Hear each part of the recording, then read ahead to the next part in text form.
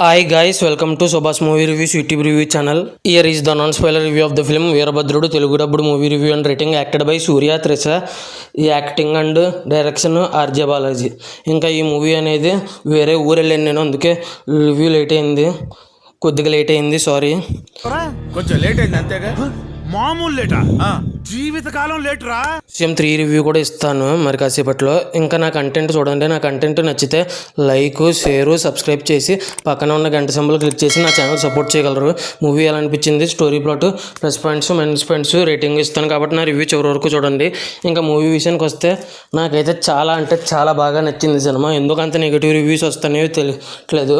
Plus points, minus points, rating గురించి క్లియర్గా మాట్లాడుకుందాం.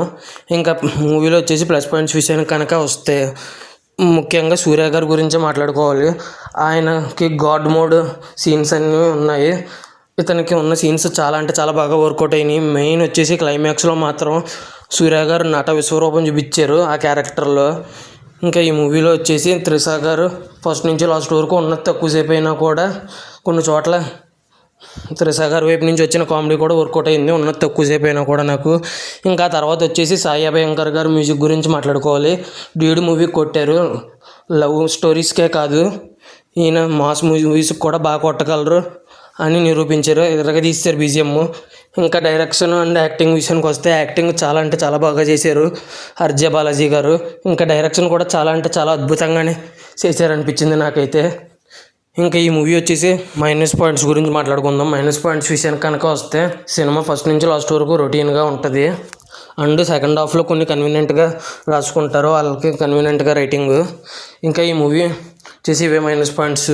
ఇంకొక విషయం చెప్పడం మర్చిపోయాను, సూర్య గారి లుక్స్ చాలా బాగున్నాయి. ఆ క్యారెక్టర్ వైజ్ సూర్య గారి క్యారెక్టర్ ఏంటో చాలామంది తెలిసిపోయి ఉంటారు, చాలామంది చూస్తుంటారు. ఇంకా ఫైనల్గా ఈ మూవీకి నేను ఇవ్వబోయే రేటింగ్ వచ్చేసి ఫస్ట్ నుంచి లాస్ట్ వరకు రొటీన్గా ఉంది. ఫస్ట్ హాఫ్లో కొద్దిగా లేక, సెకండ్ హాఫ్లో కొద్దిగా లేకని దృష్టిలో ఉంచుకొని 4.8/5 అయితే రేటింగ్ ఇవ్వచ్చు అనిపించింది నాకైతే.